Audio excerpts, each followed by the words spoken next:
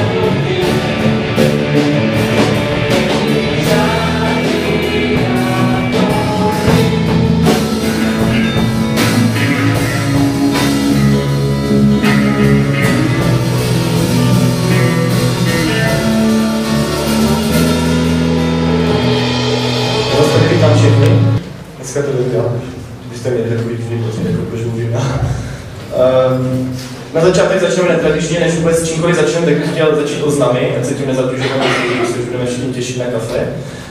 Takže pokud máte někdo nějaký oznam, tak můžete přijít, jinak jenom nějakou sérii. Tak my jsme byli kontaktováni potravinovou bankou, že se nepřidáme ke sbírce pro různé subjekty a zařízení, které se starají o bezdomovce a podobně. Takže jsme dohodli, že se přidáme tím, že přineseme nějaké potraviny, které dáme do té potravinové banky. A tento projekt konkrétně vyšel tady do Havířova, do azylového domu Armády Spásy. Čili tímto chci říct, že to podpoříme jako sbor, že jsme se takhle rozhodli a konkrétně takové detaily řekne moje žena, která to má na starosti. Jenom vím, že jste živá zvířata.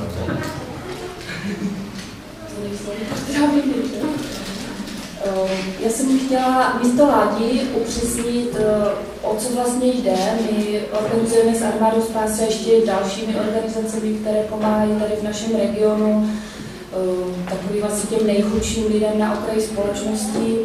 Příští týden dny proti chudobě. Jde o vlastně takové upozornění na ten aspekt chudoby a na to, jak se týká vlastně tato věc celé společnosti naší. A vlastně v rámci toho týdne se uskuteční různé akce, ať už to budou semináře na univerzitě nebo i nějaké setkání tady v Armádě Spásy, které bude zaměřené na rozvojovou pomoc a spolupráci. Ve středu, kdybyste náhodou měli čas, 5 hodin to bude tady dole.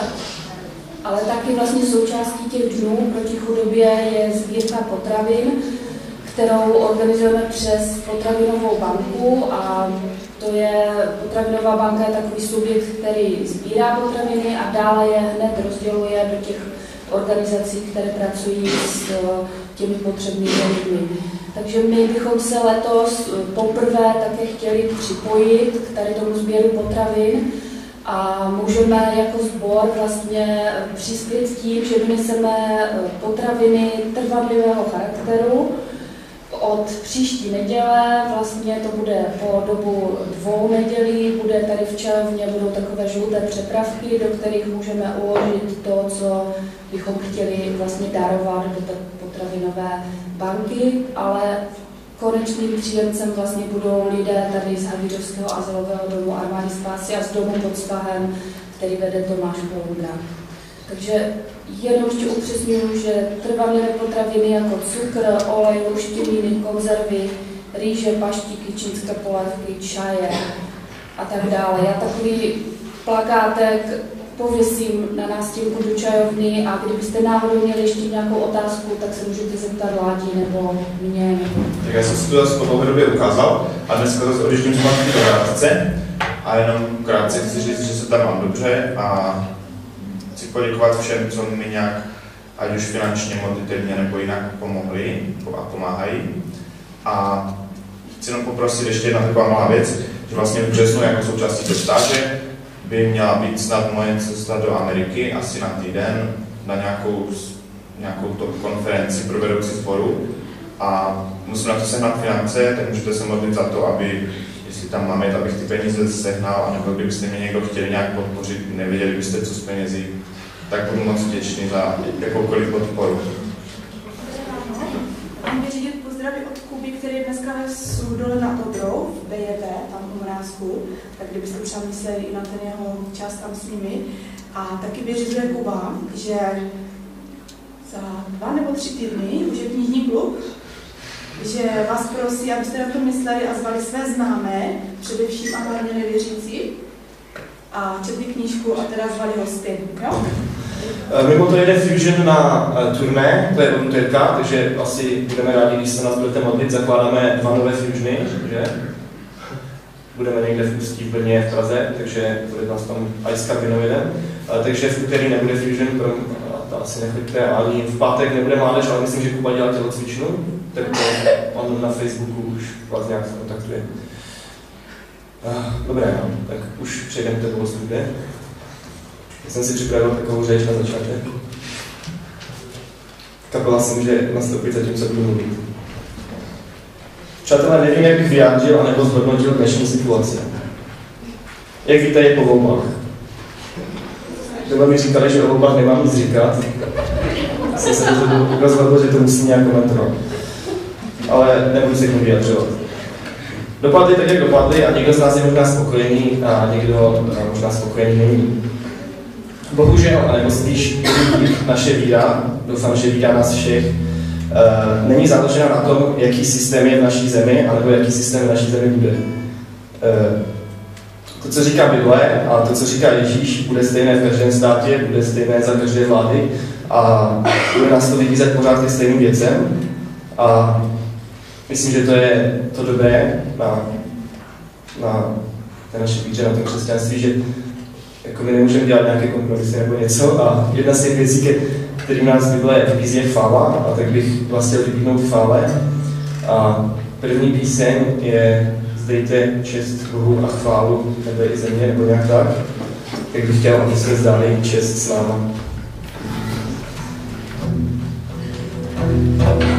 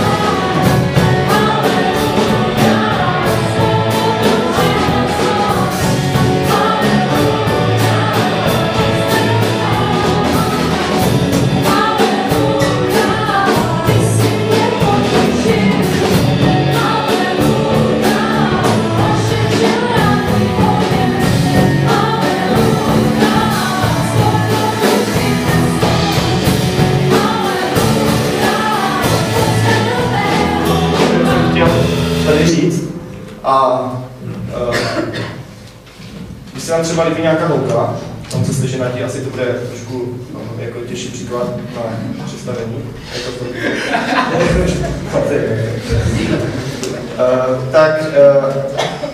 Asi chcete většinou žít pro ní a děláte věci pro ní. Můžete se oblíkat tak, jak to má ráda, můžete nevím, poslouchat hudbu, co má ráda, můžete dělat, co má ráda. Ale stejně budete žít jenom pro ní, ale dokud ona to nějak si toho nevšimne nebo to nějak neakceptujete, tak nemůžete žít s ní a jako je to nesmysl, je to zbytečné to dělat, možná vás to někam žene a dokud tam není ten vztah, tak je to zbytečné. A stejně tak u Boha je to takové trošku jiné, protože on jakoby nás vždycky přijme, že on nás neodmítne, jako třeba některé dívky, ale taky můžeme žít pro něho, můžeme všechno dělat pro něho, můžeme sloužit strašně aktivně, můžeme být všude zapojení, ale pokud tam nebude ten vztah, tak je to zbytečné a myslím, že to je trošku téma dnešního kázání, tak můžeme být vděční Bohu za to, jak je a můžete o tom mají přemýšlet další písničky.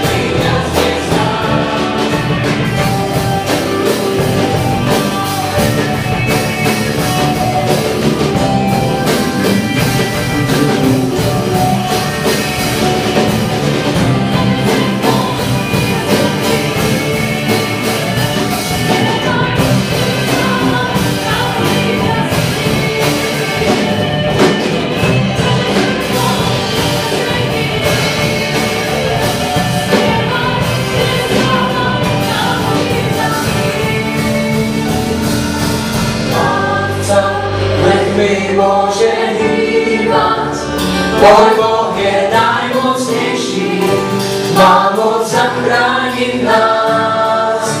Víťaz, Boh od věčnej spásy, porazil smrt, znovu vstal, Ježíš víťazně vstal. Nemôže hýbať, tvoj Boh je najmocnejší, má moc zachránit nás.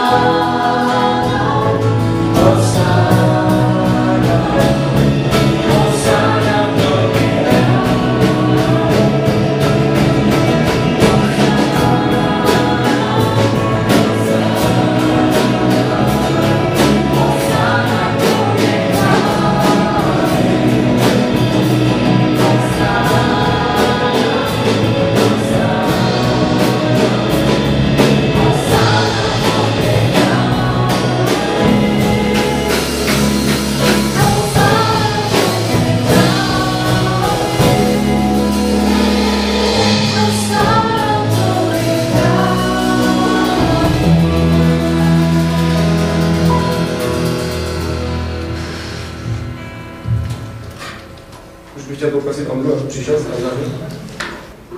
Já jsem rád, že tady můžu po takové dlouhé době být, stát a začít jakoby tu sérii, kterou budeme probírat, a ta série bude o dopisech ve zjevení. A ten první dopis není vládca, ale ten první dopis je dopis do Efezu a podle některých překladů Bible, některé překlady Bible to nepřekládají podle těch názvů, kam to bylo a podle toho, komu to bylo. Jeden překlad to překládá nebo formuluje jako dopis sboru bez lásky. To zjevení napsal Jan, apoštol Jan, a jako každý, když jste občas v životě nějak skončili v práci nebo ve studiu, tak musíte jít na úřadu zařídit si pojištění, takové to zdravotní a sociální. Ale jak si vyřizujete to zdravotní sociální pojištění, tak jakoby tak přemýšlíte více o tom důchodu. A jako těšíte se, asi hodně lidí se těší na důchod. Někteří mladší se už ani netěšíte, protože pak už žádný nedostanete. Ale jakoby každý se tak jakoby těší a doufá, že to bude konečně ten zasloužený odpočinek po těch letech a aspoň mít takovou tu jistotu ve stáří. A tak tak jsem o tom přemýšlel a teď jsem si připravil to kázání a chtěl bych vám říct, že jestli se nám nějaký důchod těšíte v životě, jakoby na to volno, jakoby ten odpočinek, tak na to můžete zapomenout, pokud chcete být jako Jan. Protože Jan ve svém stáří byl někde na nějakém ostrově žil a jakoby poslední věc, kterou udělal, poslední obrovský úkol, který mu Bůh dal, bylo napsat zjevení. A navíc Bůh mu dal takovou důvěru i v tom stáří, že jakoby ty dopisy, které napomínají, kárají možná ty sbory, vlastně svěřil jemu do rukou. Kdyby to byl nějaký už bezzubý děda, senilní, který jako víceméně už s Bohem žije jenom tak jako formálně, tak asi Bůh by mu nesvěřil tu zodpovědnost jakoby poslat dopisy těm sborům, navíc ty sbory, kdyby neměl autoritu, tak by už ani neposlouchali, by si řekli, co tu už pláca, co to píše. Ale mně se líbí strašně jakoby v tom jeho osobním životě a na ten život, že on jakoby celý život zasvětil jakoby Bohu službě a i ve stáří jakoby si ho, ne že by to klesalo ta míra toho zapojení, ale ve stáří si ho Bůh použil na ten největší, jakoby, nebo nemůžeme říct možná největší, ale na takový nejšílenější úkol. Představte si, že je vám skoro 80 podle některých zdrojů a teď píšete to zjevení a tam o těch různých trácích a příšerách a říkáte si, nezdralo se mi to, bože, fakt jako tady to mám jako všechno napsat. Já se fakt chápu na to, že ty lidé, co si to pak budou vykládat ty další tisíce let každý jinak. Ale stejně si ho Bůh k tomu použil. Takže naše stáří, jednou náš důchod nemusí být určen k nějakému odpočinku, lenosti, formálnosti, ale když se necháme Bohem použít, tak můžeme jako těch maximálních nebo těch nejúžasnějších věcí dosáhnout teprve potom. Jinak ostatní učedníci umřeli násilnou smrtí, takže až tolik na výběr nemáme. A já bych chtěl, abychom dneska si prošli ten první dopis. A je to dopis sboru bez lásky. A on to píše jakoby do Efezu a nějaké věci tam chválí a nějaké vytýká, ale my křesťané ty věci z Bible, které byly napsané dávno, si často už nebereme vůbec jakože osobně, nebo že by se nás nějak dotýkali. Tak já jsem si dovolil to přepsat na sbor do ESK. No. Budeme si to číst jako dopis sboru do ESK, že si z toho chceme dneska něco vzít. A tak můžeme začít. Andělu sboru v ESK napiš. Toto praví ten, který pevně drží těch 7 hvězd ve své pravici, který se prochází uprostřed těch 7 zlatých svícnů. První samozřejmě chválí. Znám tvé skutky, tvou námahu i tvou vytrvalost, ESK. Vím, že nemůžeš snést zlé lidi a vyzkoušel si ty, kteří se nazývali apoštoly, ale nejsou, a zhledal si, že jsou lháři. Máš vytrvalost a snášel si těžkosti pro mé jméno a nezemřel si. To je na tom sboru, nebo na nás teď, jakoby to dobré, to skvělé. On jim píše, Jan jim píše jako makáte, snažíte se, žádné jako, že by tam byl nějaký morální úpadek. Jakoby makáte, sloužíte pro Boha, dokážete rozeznat, co je zlé, jste vytrvalí, jako namáháte se a za to všechno vás chválím. Ale jedna věc, která vám chybí, je to, že jste opustili svou první lásku. lásku k Bohu, možná i lásku k lidem.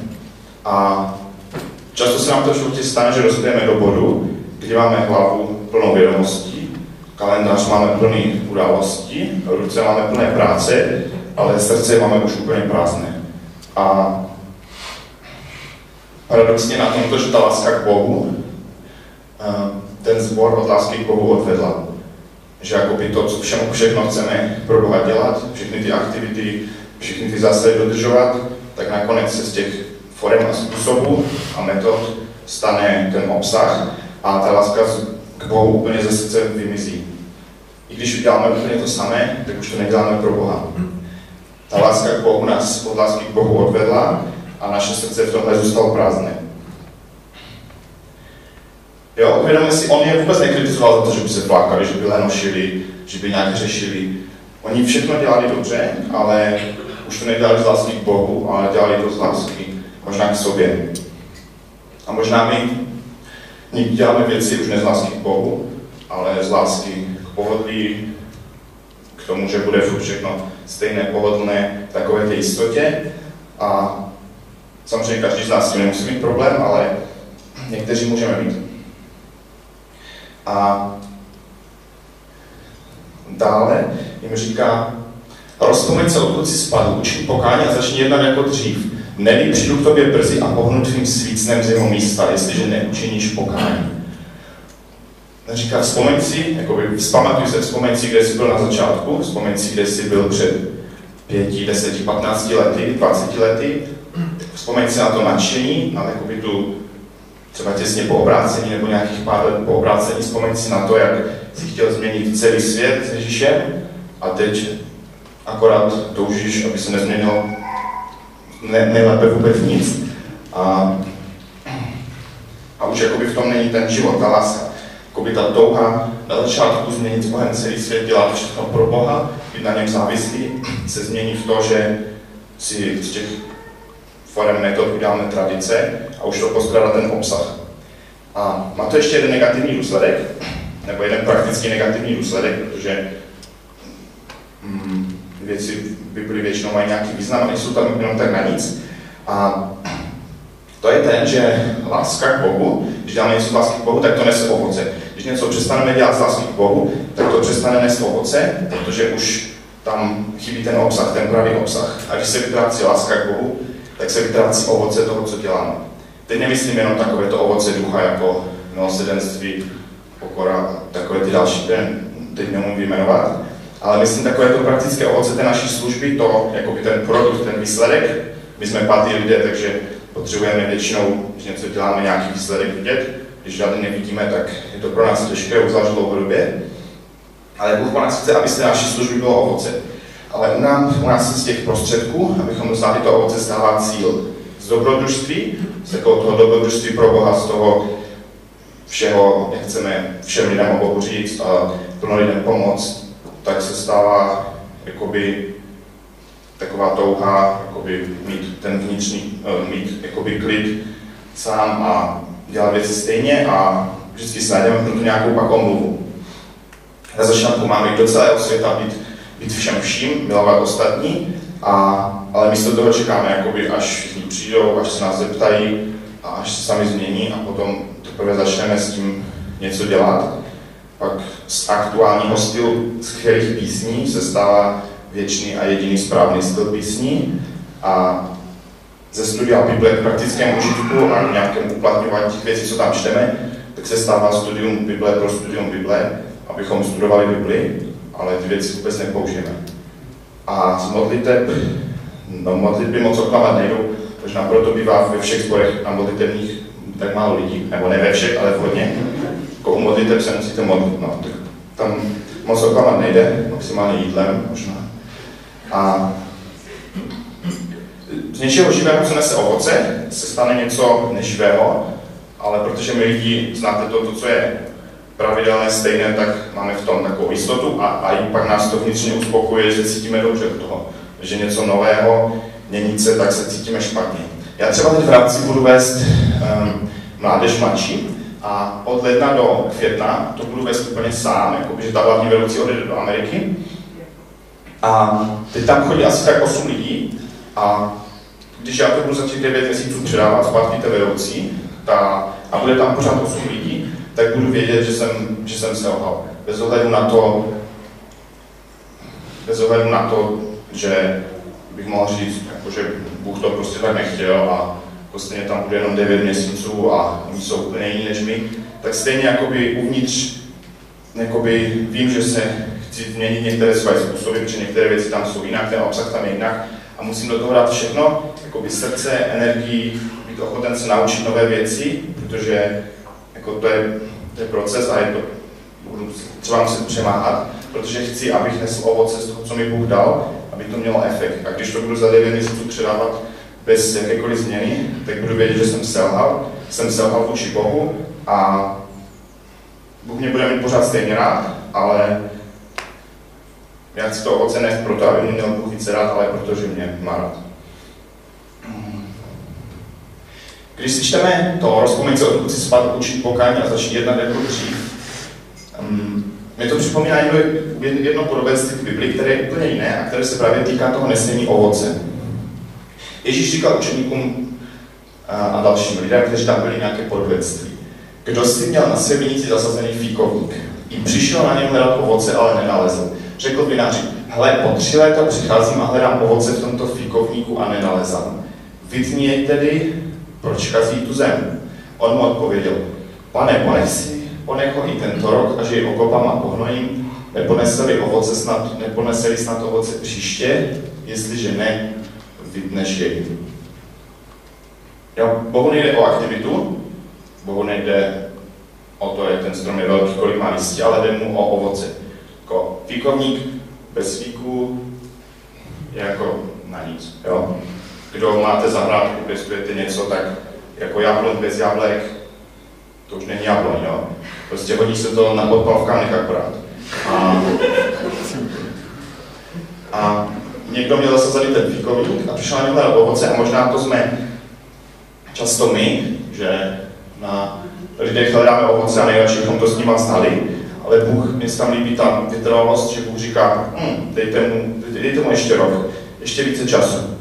A nevíte nás hned, když neneseme ovoce a neodhodí nás pryč, ale dává nám možnost, jakoby dává nám opět milost a umožňuje nám růst, tam je okopat, pohnojit, my lidi potřebujeme spíš tu biblickou stravu nebo vztahy s lidmi. A líbí se mi na tom, že Bůh má s námi tu vytrvalost. A možná ve tvém životě jsou nějaké větve období, které měly plno ovoce, plno fíku, a možná jsou nějaké části života, kde to ovoce nebylo a kde Bůh musel přijít a říct třeba smutně, tak ještě nějaký čas necháme. A necháme, ale je to škoda, že to ovoce tady není. A mně se líbí v Janovi, jakoby ten Jan sám jakoby dodržuje to, co tady vytkl tomu sboru, bez lásky, tak to přímo jde vidět u Jana, že tady to, jakoby on s tím neměl problém, že on v tomhle vytrval. Jako, co vás může do 80 držet v akci, že si vás Bůh použije jako pro takové velké věci. To musí být obrovská láska k Bohu a láska k církvi. A to prostě to vědomí, že tu je ještě plno duší, které je potřeba zachránit, plno životů, které je potřeba změnit, plno práce, kterou je potřeba udělat, musí se založit plno sboru, musí se vychovat plno vedoucích, musí se ještě přeložit Bible do pár dalších jazyků a s tím vším žít a chtít pro Boha to dělat, chtít nést ovoce, to je něco, o co by nám mělo jít. A budu se za to modlit a chtěl bych, aby každý z nás se nad tím zamyslel. Nesežil v svém životě ovoce, má to nějaký dopad, anebo už se ta láska vytratila k Bohu, už spíš chceme ten život dožít v klidu do toho důchodu. A já bych chtěl, abychom žili ten život v dobrodružství s Bohem a v aktivitě, že chceme neustále, aby se nás Bůh používal, chceme objevovat nové způsoby, jak mu sloužit, jak nést ovoce, aby to bylo efektivní. A za to se teda modlím a předávám slovo do režie. Bylo krátké a stížné. Poprosím kapelu, aby si zase nastoupila. Za chvíli domluvení, že bude krátké, ty máme ještě písničky. Tak můžete přemýšlet o tom, co Ondra říkal. Můžete možná chválit Boha, nebo možná mu něco vyznat. Na Bohu je dobré to, co Ondra říkal, že on není ten, kdo se dívá na nějaký počet selhání, nebo když neneseme ovoce, když jsme někde selhali, tak on není ten, kdo by nás měl naděrat, není to ten, kdo by jakoby řekl, ty už tady nepatříš, a to bych chtěla, aby byla vlastnost taky našeho společenství, že budeme přijímat lidi bez ohledu na to, kolikrát třeba životy selhali, bez ohledu na to, abychom měli takovou tu lásku k lidem i k Bohu, o kterou nemluvil, tak můžete s námi ještě chválit.